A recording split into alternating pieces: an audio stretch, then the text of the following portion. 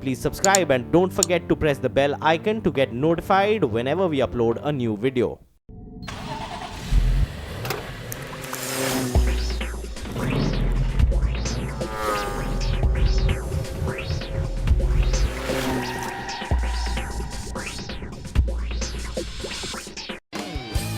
On the show today, we'll be pitting the new Audi Q5 against its closest rivals. Shumi's verdict on the new Yamaha R15 version 3.0 and a quick look at the TVS Apache RTR 160. Hi, welcome to Overdrive. You're watching the show with me, Soini Dutt. Now, the Audi Q5, the previous generation model, was a complete success in the Indian market, and that's simply because it did not face any significant competition in that particular space. Now, there's a new Audi Q5 which has come into the Indian market, but the mid-size luxury SUV space seems to be teeming with a lot of interesting options. So can this new Q5 repeat the success and the magic of its predecessor? Abhay Verma will tell you more. Audi's Q5 needs no introduction as the most popular mid-size luxury SUV in the country, and we now have the second generation Q5 here, which ups the game in terms of refinement, performance, handling, equipment levels, everything. But this time around, there's a lot more action brewing in the mid-size luxury SUV space, which means the Q5 has more competitors, and they're not German. Volvo has just launched the all-new XC60 in the country, which looks similar to the XC90 and is a lot more premium, more luxurious, boasts a lot more features, equipment levels, technology, everything. And then we have the Lexus, the new NX300H, which is the only hybrid SUV in this segment. Well, that makes for an interesting three-way tussle. The design language on all three SUVs is completely different from each other. The XC60, for instance, it draws inspiration from the XC90 and looks very distinctive. Then the Q5 draws inspiration from the Q7, looks a lot sharper than before, as if it's wearing a custom-made formal suit now. And the NX300H, it looks as if it's designed clearly for the young buyer and is the sportiest of all three.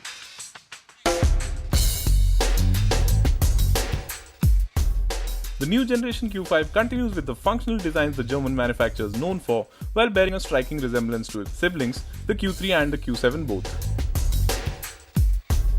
The design isn't a massive change from its predecessor, but the new Q5's lines make for a smarter appearance as they are a lot sharper than what they used to be. The headlights, slightly curved and sloping roofline, and tail lamp design look too familiar though, and some bit of distinction would have been more welcome.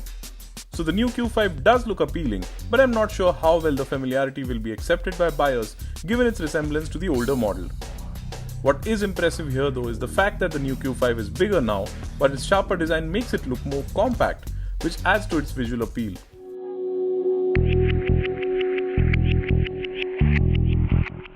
The XC60 looks a lot more distinctive on the other hand. Like the Audi, it draws inspiration from its elder sibling, the XC90, which was received very well for its striking design. The XC60 thus gets the same Thor's hammer headlamps at the front along with the trademark Volvo grille. That design and the fact that the XC60 is wider and lower slung than the Q5 makes for better on-road presence, and on the whole the XC60 is difficult to mistake for anything else. The NX300H on the other hand is the newest entrant in the mid-size luxury SUV club and looks radically different from its European rivals. Its design is a lot sharper and the stance is a lot more coupe-like, which gives it a more youthful appearance. The intricately designed triple projector headlamp, the trademark grille at the front, and the detailing on the tail lights along with the sharp edges all around make for a very futuristic design. I have no doubts in saying that the NX300H is easily the best looking SUV here. The Q5's interiors look very familiar, and they even remind me of some of the other cars from Audi in India. That said, there's a very German feel to the cabin in terms of the precision, the top-notch materials, and how easily all the controls fall into place. But with that said, I would have liked some more exclusivity because this is a full model change and not just a facelift for the Q5. The Q5 offers a business class-like feel from the inside and is instantly identifiable as an Audi. It is the only SUV among the three to be offered in two variants, and what you see here is the fully loaded technology variant. Equipment levels are impressive as the Q5 gets Audi's virtual cockpit, which is a large 12.3-inch display for the instrument cluster. It lets you switch views and use the navigation in a large screen format while offering a lot of information about the vehicle on the go, which is very useful. The beige colored seats ensure there's a roomy feel inside, along with the massive sunroof that comes as standard. In comparison to the Q5, the XC60's cabin feels a lot more premium and classier. I think that's because of the materials used like the leather, the wood, the soft touch plastics, which together make for a rich feel, and also the layout of the dashboard. And the attention to detail is very immaculate here. The similarity with the more expensive XC90 continues inside as well, and the XC60 is easily the most luxurious SUV in this test. Be it the wooden panels, the soft tan leather on the seats, or the intricately knurled start-stop switch and driving mode selector, everything inside the Volvo feels very plush. The vertical layout of the display on the center console makes it look like an iPad in portrait orientation and is a lot nicer to look at and use as compared to the Q5 screen. The XC60 you see here is the fully loaded launch edition, and you even get ventilated front seats. Another highlight here is the high-end Bowers & Wilkins audio system that plays music through 15 speakers and makes for brilliant acoustics. But let's not forget, this is a Volvo, and what is really commendable is the XC60's long list of safety features. Despite being a mid-sized luxury SUV, the XC60 gets radar-based equipment seen only on far more expensive luxury cars, including adaptive cruise control, lane keeping assist, and pilot steering, along with semi-auto park, a 360-degree camera, and a head-up display, all of which the Q5 misses out on. Moving on to the NX300H, the sporty vibe of the exterior design continues inside as well, and in fact the layout of the dashboard here is more sports car than SUV. And I like the steering wheel for the exact same reason, as it is the smallest and the best looking of the three SUVs. But with that said, the center console has a slightly plasticky feel, and I have to say from behind the wheel, the NX simply does not feel as rich or as premium as the other two SUVs. The NX300H feels snug and tightly packaged from behind the wheel, which is in keeping with the SUV's sporty aura. And the touchpad controller with a haptic feedback for the 10.3-inch display is a breeze to use on the go, as it makes accessing menu functions extremely easy even while driving. I also like the clocks in the Lexus, as the instrument cluster is an all-digital display, but the resolution of the display is so good, it's hard to tell whether the tachometer is a digital display or not. Leather panels in the Lexus offer a rich feel, but the plastics on the dashboard just don't feel as premium as the Volvo's leather and wood or the Audi's soft touch plastics. What's more, while the NX300H does feature a full panoramic sunroof, unlike the Audi or Volvo, you cannot open the glass panel here. But the Lexus does make up with its rich feature list, and you get a full 360-degree camera along with a head-up display that integrates the tachometer, battery charge indication, and satellite navigation as standard. When it comes to interior space, I found the XC60 to be the most spacious of the three.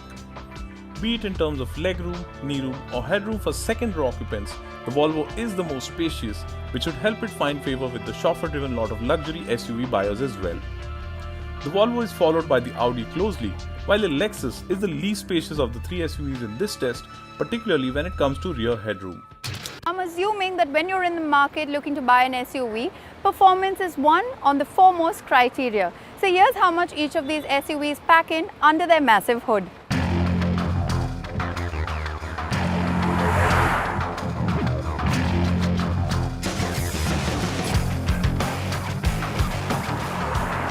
I'm seriously impressed with how engaging the new Audi Q5 is to drive, and I think in terms of driving feel, this is easily the best driver's car among the three SUVs here. The 2-liter diesel engine is responsive. It offers 400 Nm of torque at just 1750 RPM, which makes it very responsive. It's very refined. It almost feels like a petrol, in fact. And then there's the 7-speed dual-clutch automatic transmission, which is again so quick and so responsive, it makes the other two feel very slow in comparison. On the whole, I think in terms of the powertrain, I give full marks to Audi. Audi's SUVs have been a lot more about the driving finesse and precision rather than emotion and being communicative, but the new Q5 changes all that. It feels very engaging to drive, as the steering is a lot more communicative and matches the enthusiasm of the engine and gearbox rather well. The throttle is as precise as it gets, while the gearbox almost seems to know your next move and is ready with either a downshift or an upshift, depending on the movement of your right foot. Driving modes make for a significant difference in terms of feel, and it is easy to notice how responsive from the engine and transmission get quicker in dynamic mode as compared to comfort where gear changes happen lower down the rev range to maximize passenger comfort.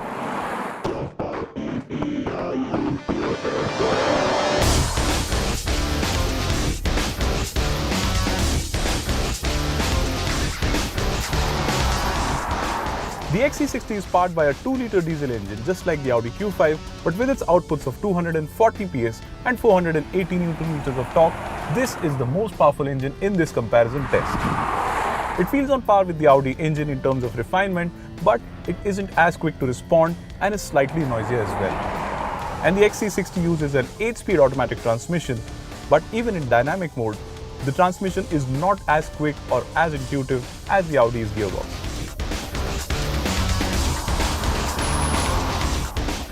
The XC60's engine focuses a lot more on refinement and a comfortable driving experience rather than offering manic performance. That shows in terms of its acceleration numbers, as the Volvo is marginally slower than the Audi despite its outputs being significantly higher. Similarly, the XC60's gearbox also offers a more relaxed feel and is tuned to offer smoother gear changes rather than lightning quick ones.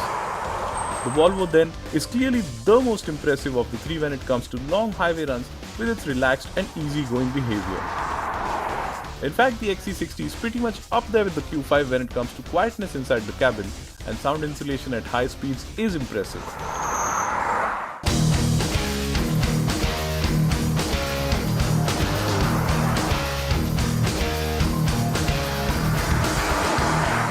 The NX300H is powered by a 2.5-litre petrol engine that works in conjunction with an electric motor, and combined output stand at 197 PS. But in terms of the driving experience, the NX simply does not feel as sporty as the design would suggest. And one big reason behind that is the eCVT transmission it uses. So there is a lot of thrust and a lot of performance every time you step on the gas pedal, but in your mind you know that this is a hybrid powertrain that is not exactly meant to be sporty. Like the XC60 and the Q5, the NX300H features various driving modes as well, but it isn't as engaging to drive as the other two, even in sport mode. And that's particularly thanks to the laid-back responses from its gearbox. Clearly, with its kind of responses, the NX300H is designed to be driven peacefully in the city or cruise effortlessly on highways, and in that sense, it lives up to the tag of being a hybrid. In fact, putting pedal to metal in the Lexus also takes a toll on its efficiency, as it is the only petrol-engined SUV in this test. Our performance test confirmed that the Audi Q5 is the best SUV here in terms of being a driver's car. It is the quickest of the three when it comes to straight-line acceleration, and also betters the XC60 and NX300H in terms of in-gear acceleration and braking. Adaptive suspension is common to all three SUVs here, which means that depending on the drive mode chosen, the suspension either firms up to improve handling or softens up to offer better ride quality. The Volvo has an advantage here because it is the only SUV here featuring air suspension, which offers a plusher ride in comfort mode as compared to the Audi and the Lexus. Let's talk about the XC60 and its air suspension first. The Volvo boasts the best setup as far as mid-sized luxury SUVs are concerned and offers a ride quality that's plusher than the other two SUVs. It soaks in bumps and potholes very easily, and while the Audi comes close, the Q5's suspension feels slightly firmer in comparison on broken roads. The Q5's ride though feels plusher than the NX300H, and the Audi is also quieter when going fast over broken tarmac. What's more, the cabin of the NX300H isn't as quiet as the other two SUVs, and a fair bit of road noise creeps in. The Q5 and XC60 though are on par with each other in terms of comfort and quietness inside the cabin. As far as handling is concerned, my pick of the lot here is the Audi. It has a sporty, almost car-like feel when driving enthusiastically, and while the XC60 feels as planted at high speeds, it is the Audi that handles better around corners. There's a more connected feel to the new Q5, and I have to say, the XC60 and NX300H are not as engaging, though they are both extremely confident handlers.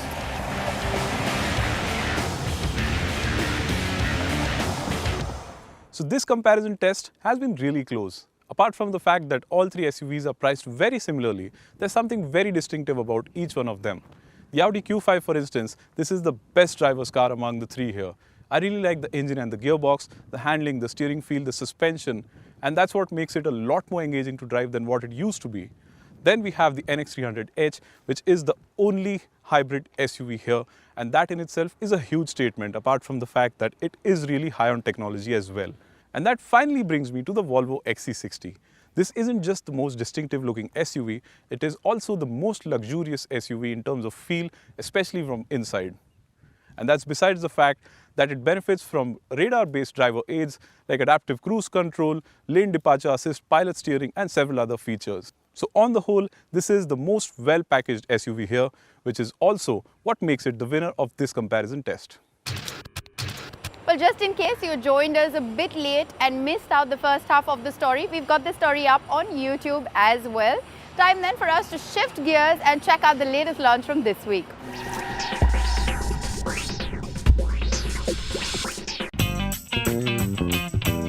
TVS Motor has just launched the 2018 version of its Apache RTR 160, and the bike has been developed working closely with TVS Racing this time. The engine receives a major upgrade in the form of the 4-valve technology first seen on the RTR 200, apart from which the outputs now stand at 16.8 PS and 14.8 Newton meters. And TVS also claims that this motorcycle now boasts the best-in-class power-to-weight ratio. Pricing for this bike ranges from 81,490 rupees ex-showroom to 89,990 rupees ex-showroom, and there's 3 variants on offer, including carbureted and fuel-injected versions of the motorcycle. A 150cc motorcycle with variable valve timing? Well, Shumi has the investigation report on the new Yamaha YZF R15 version 3.0. The Yamaha R15 changed everything. It brought us the idea that a 150cc superbike, well, super sport bike, was a good thing, and it worked. The version 2 became more focused, and we waited a long time for the version 2 to be superseded. Today, that day has come.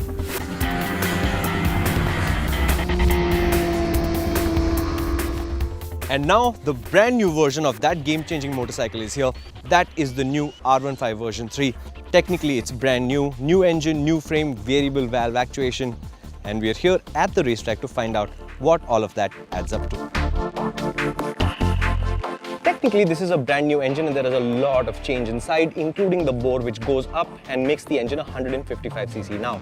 But the thing to talk about is variable valve actuation, and this thing has 2 modes for the valves. The inlet valves change how they open above 7,000 RPM, and you get an indication that says variable valve actuation is active. Just to remind you, there's also a little piece of text here that says this motorcycle has VVA, or variable valve actuation. And if I say variable valve actuation one more time, you can hit me.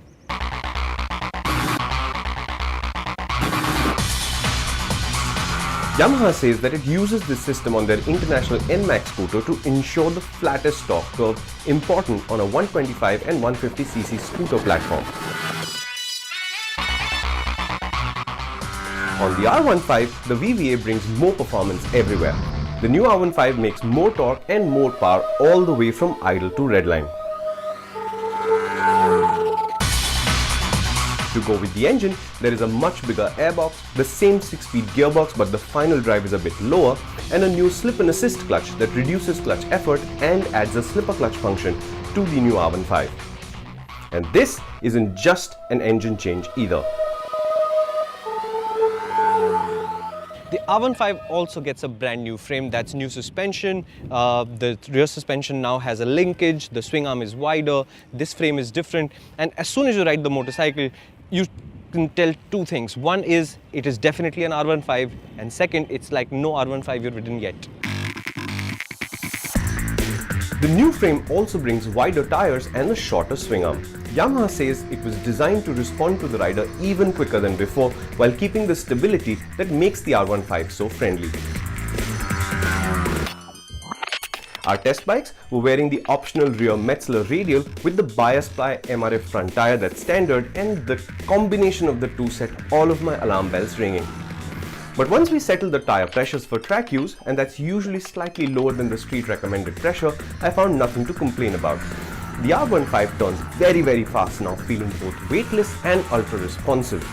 It's quite stable, but the way it takes up the lean angles is something that you will have to learn to get used to. I had my knee down in places on the circuit where I never ever do, and the slider came down to the tarmac so hard every single time. And yet, I could not find any mismatch between the grip of the front and the rear tire, even at pace. The newfound power and handling does change the feeling of the R15 though. It feels very sharp as usual, but it also feels a little bit less friendly than the old R15. That said, this is still a solid starter sports bike, no question, but it is much sportier now. And it looks much sportier also. It feels more spacious, longer and lower, although it definitely isn't the latter two. The new design looks sleek and neat, and here and there you'll see details that clearly reference the current R1 and R6. The LED headlamp looks great, and I have to say it feels just as well built as ever. However, there are a few places where the cost efficiencies are all too visible and the finish levels are not as high as we expect from Yamaha, who usually set the class benchmark. So that's a solid update to the R15. The new engine is nice and punchy, and I think on the street when we ride it, we like the idea that you don't have to rev this R15 all the way to extract performance. It's wrapped up in a very nice looking body shell. It looks modern. It looks like it talks to what the current R1 and the R6 look like, and at the same time it goes sort of like the old R15. It's predictable, it's trustworthy, and you really enjoy riding it. What remains, of course, is the road test, where that bike has to do more than just ace the racetrack. It has to come out into the real world and perform, and you should stay tuned because I am really excited about that. Well, you can read more about the Yamaha R15 version 3.0 on the Overdrive website. Shumi has written that story as well. Time then for us to sign out on this week's episode of Overdrive. But remember, you can stay in touch with the team through Facebook as well as Twitter, and follow our latest videos on our YouTube channel. We'll see you next week. Until then, goodbye and many thanks for watching.